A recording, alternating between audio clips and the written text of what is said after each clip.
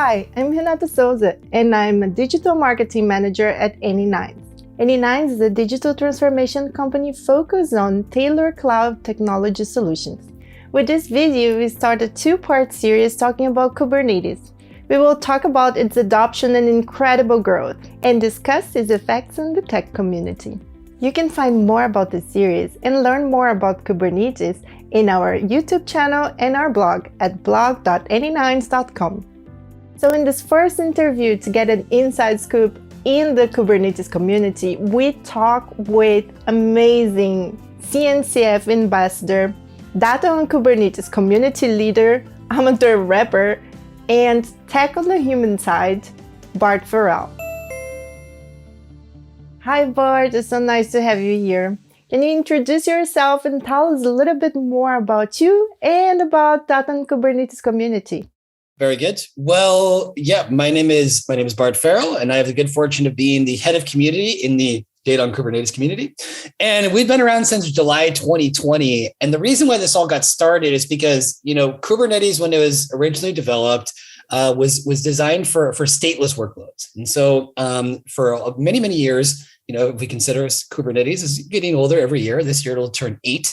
When it was originally created, it didn't have that in mind. But over time, more and more practitioners and organizations realized, you can run stateful workloads, databases, storage on Kubernetes and not die in the process, and that there are actually a lot of benefits. There can be benefits in the sense of having everything all in one stack, so it's easier to monitor. That also means some cost reductions and other benefits as well, too.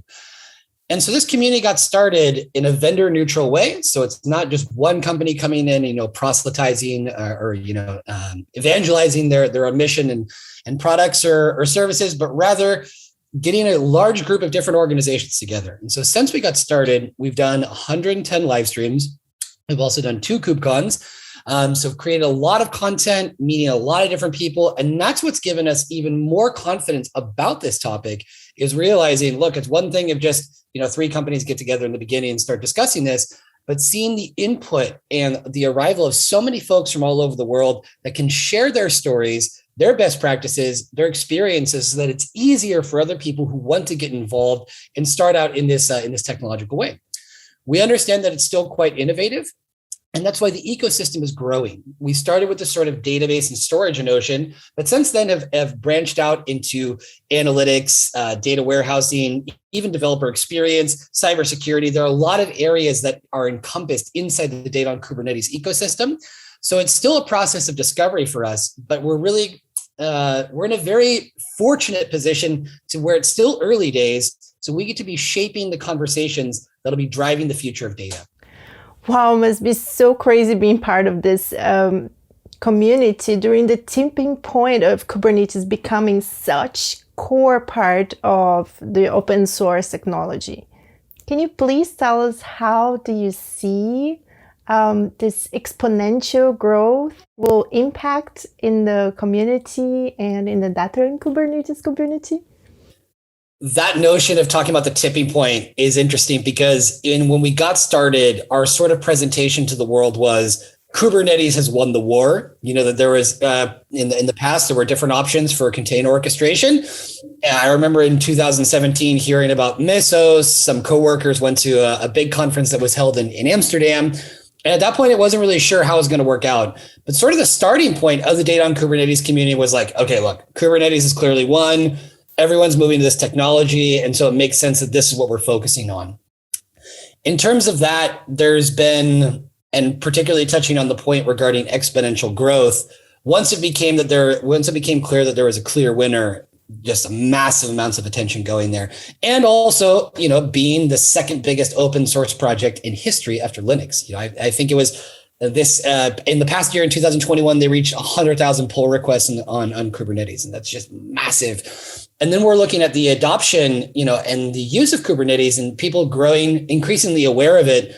Some using it and not knowing that they're using it. Others still are in more early days learning about containers, and then it's a natural progression to move on to Kubernetes. But the growth has just been explosive.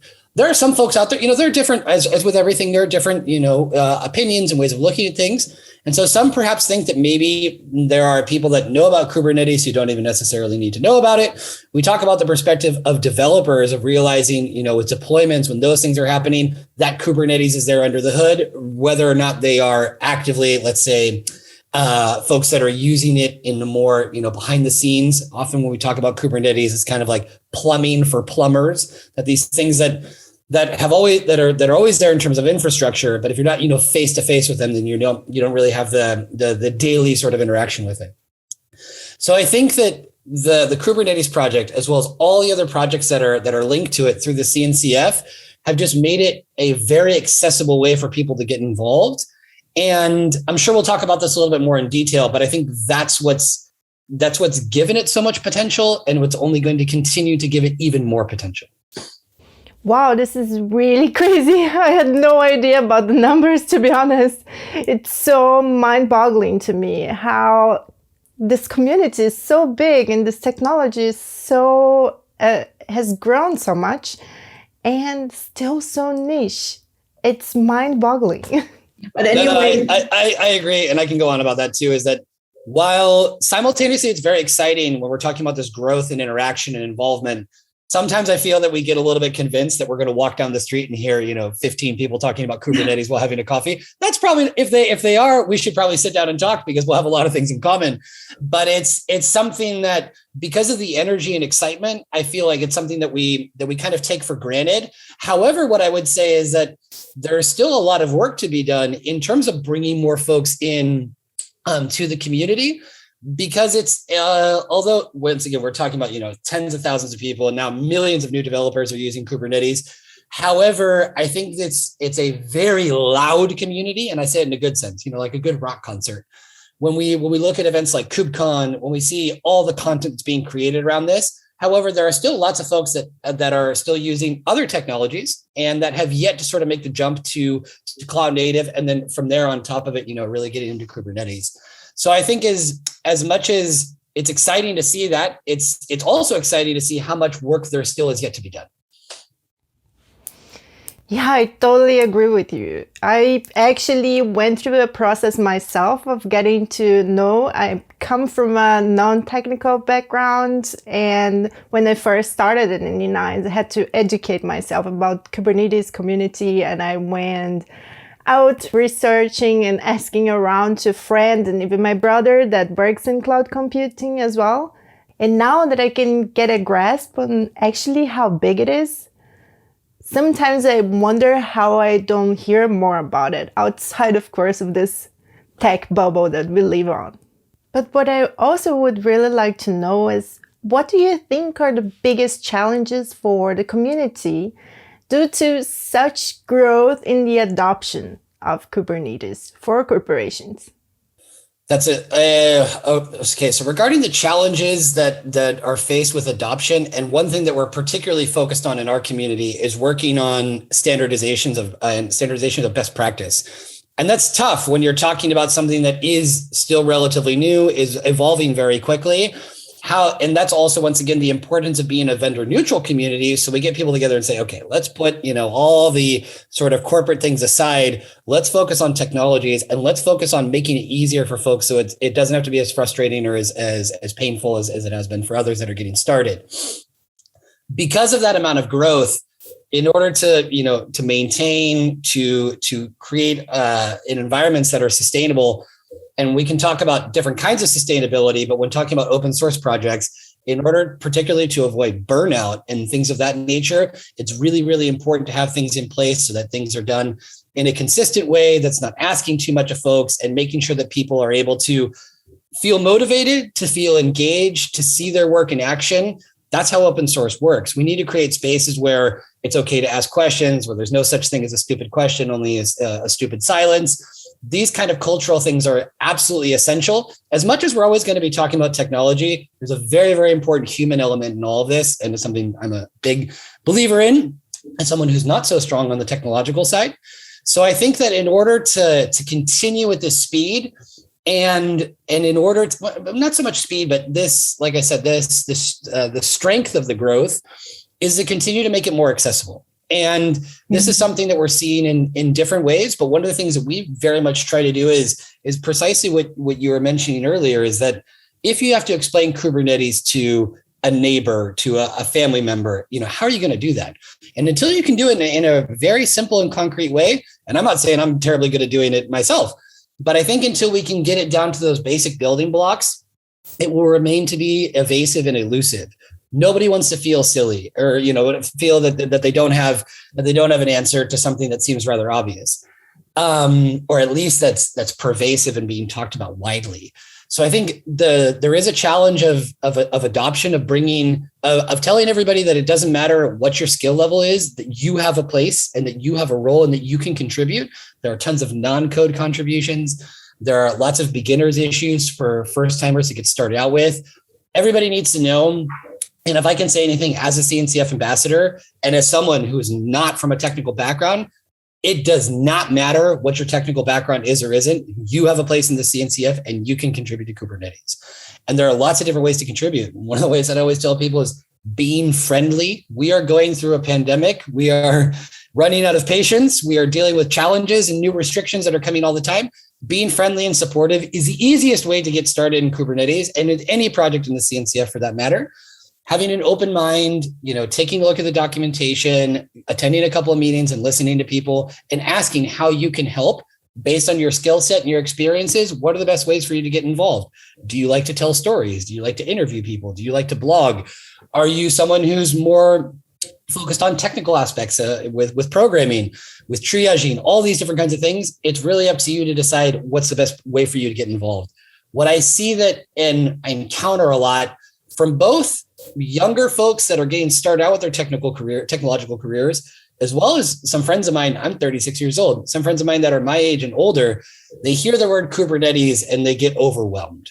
And so I think one of our jobs, one of the privileges that we have as CNCF ambassadors and also in the Data on Kubernetes community, is to go out there and make it so that it's not so overwhelming.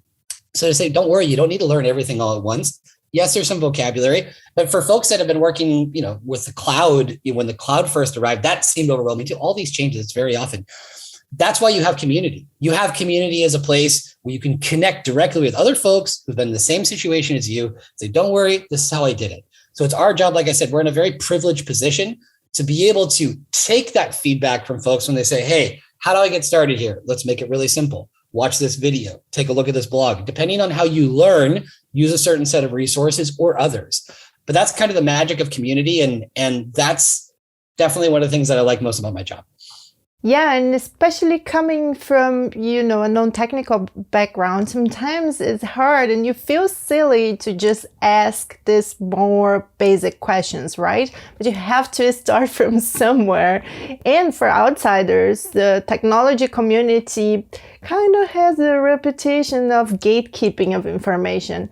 So it is not easy. But there are ways that you can improve and facilitate for newcomers to, join the community and learn more. What do you think can be done or can be improved to facilitate or spark the interest in these people that might be interested in learning more about Kubernetes, but come from another type of background? One of the things that I find very promising is seeing how many companies whether they're open source or not, know that the CNCF is a very, very good resource to learn about these technologies out in the open, like you said, to avoid those gatekeeping sort of issues. And also really embracing the CNCF's philosophy of paying it forward. That give without any conditions, give unconditionally, and you will definitely be getting things in return, because there's a common understanding of the folks in the CNCF that that's just how you do things. And I think one of the successes of the exponential growth of Kubernetes has been the very fact that it's creating these spaces where, like you said, you can be a total beginner and ask questions that might seem really obvious, and people will very kindly and patiently, and people want to be asked those questions in order to be able to help. And so that kind of mentality goes to someone who I've quoted many times about this, but Hippie Hacker, who's very active in the CNCF and Kubernetes community, that uses a term called viral generosity. And so when I don't know someone and I show them kindness from the very first minute and they feel accepted and welcome, that encourages them to do the same thing. And so this viral generosity concept, I very much see it working. I'm a big believer in it and will continue to do so. Getting into more specifics on the tactical side about how to start a Kubernetes journey. One of the things that was recently released in the last KubeCon by the CNCF was the Kubernetes Cloud Native Associate exam. So once again, in order to make it less overwhelming to think, oh, I have to jump right into taking the KCD or some other kind of certification. Excuse me, I'm flipping things around, the CKA or CKD. So these certifications are generally for people with more experience. The test is more in depth and in terms of what you have to do from the technical side. The Kubernetes Cloud Native Associate exam, by contrast, is just like a regular test with multiple choice questions, more focused on the conceptual side. So for people such as ourselves that have arrived to this world, if we want to call it that way, from a non-technical background, it's now making these things more accessible. And also then for folks that are kind of getting started on their journey to be able to have a goal and be able to track their progress. So I think this is a very good way to start democratizing the space so that folks that maybe haven't been, DevOps engineers for the last 5 years have an easier entry point and feel that they can be working towards something. This is something that's been good. Other things that have been good in my experience have been interacting with the CNCF students group. And we were able to get some talks in the last KubeCon. This is something that's going to be expanded even further. I think that's really important too, to give students from all backgrounds in all different countries, no matter what language they speak, a place where they can start getting hands-on experience. Most students all over the world will tell you that universities are generally 2 to 10 years behind in terms of technological trends. So that's the beauty of open source. You get to start working on things immediately. You don't have to wait. Whatever technology you enjoy using, I encourage people to just go to Google and type that in CNCF or that in Kubernetes, and you'll start seeing how these things can work together. Yes, I completely agree with you. And now, when you know where to find, there's so many creators, so much content that you can learn by yourself about Kubernetes and about cloud computing in general. I mean, CNCF alone and that on Kubernetes community as well, but creators, that share their experiences, like Anais Ulish, like Checo, like so many creators that have a platform and know how to use it to spread information and to educate about Kubernetes and its community. And talking about community, I would like to know from you, what do you believe it's the role of data on Kubernetes community on this knowledge sharing? I think our role is to lead by example and also to allow ourselves to be led. And I'll explain both those things. Leading by example means that we are very much, like as I mentioned previously, is that we're very much committed to the idea that there's got to be a basic explanation in order for anybody to arrive and to be able to get started.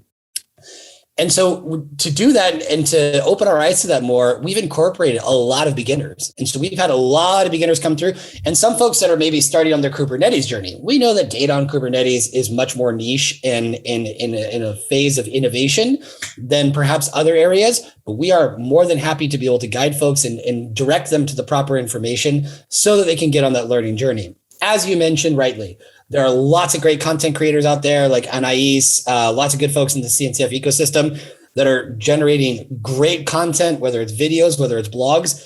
Unfortunately, this is also what makes it overwhelming for some people of which one do I use? Don't worry. Enjoy the process, choose one and one that works for you best. Yeah. And then you can establish your learning journey in that way. So like I said, incorporating young people and allowing ourselves to be led by them. What do I mean by that? We did our first DoK Students Day last year in October. We will be doing another one either in March or April, but before the next KubeCon. We've been incorporating. We had our first round of interns that started with us in July. We had 4 wonderful interns focusing on different areas from the technical side to be able to see how data on Kubernetes works in action. So we have a group of primarily young people that are working on that so they can see, okay, if we're talking about data on Kubernetes, how does this really look on the ground? Then we also have other areas of working on transcripts to clean them up, to make them more accessible. This is another way too that for beginners to get directly involved, and they learn a lot by working on the transcripts. You get exposed to a lot of vocabulary. So while doing that, we also are open to hearing from them about what are the difficulties that they're having. So when I say, make the followers leaders, have them be the ones driving the conversations and showing you the difficulties that they're having, because you get an extra set of eyes and ears to become aware of things that you might be previously oblivious to. So this is, like I said, these two ways of really of taking it seriously about the challenges that beginners face, and as well as empowering those folks then to become leaders and bringing other folks in a similar situation on board with us.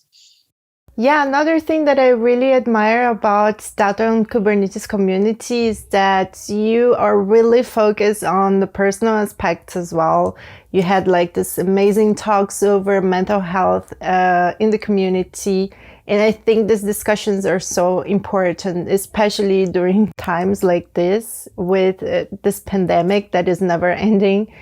To have this embrace of the community, that it's there supporting you, I think it's really amazing from your side.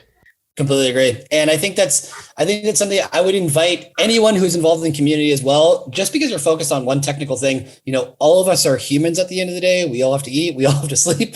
We have to have, our lives. And given the circumstances that we're going through, I think we should be extra attentive and extra focused on these, let's say, non-technical aspects, because we're all being affected in different ways. If I could, I think we should definitely be you can definitely expect more content like we did about talking about burnout, but also talking about, just exactly how do we put into, a couple sentences, the effects of the pandemic that we've all been dealing with when it comes to anxiety, when it comes to fear, when it comes to those things.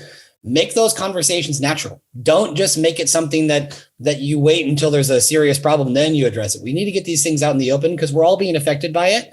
And we don't know the effects that will be taking place in the coming years. So I think it's really, really, once again, we're in a privileged position to be able to get these things out in the open.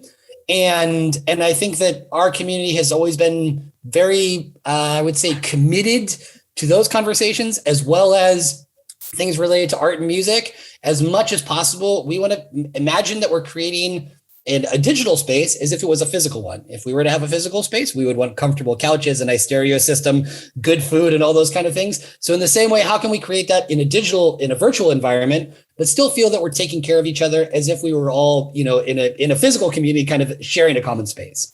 Yes, of course. And we all at anynines totally agree with you, that making this digital space like we would do if it was a physical one. This is what makes the difference, right? And this is what we also try to do in our company. Well, I'm super, super happy that we had this conversation, that we had this interview. I think it was really enlightening to have the perspective of the community, of the Data and Kubernetes community and this subject matter. And I hope we can see each other soon in some other awesome projects as well. But for now, can you please share your contact and Data and Kubernetes content and how people can find you on the internet to learn more about how to participate in this community? This is awesome. This is an amazing interview. The best one I've done so far this year. And if you want to get in touch, I'm pretty easy to find on LinkedIn, Bart Farrell, easy to find on Twitter as well, birthmark Bart. For all the Data on Kubernetes stuff, you can check us out at our website at DoKC.community. Also on Twitter, we are .community, and on LinkedIn, we are the Data on Kubernetes community. So quite easy to find. Jump in our Slack, say hello. We're happy to hear what you're interested in doing and finding how we can get you better plugged into the community. Thanks again, Bart. I'm super happy to talk with you, and I would be more than happy to partner up again to have other conversations over Kubernetes. And I hope that will be soon. And now, if you're watching this and want to know more about cloud and open source technologies, make sure you subscribe to our channel. We have tons of content in Kubernetes and Cloud Foundry, including talks, training programs, and interviews just like this one. See you next time.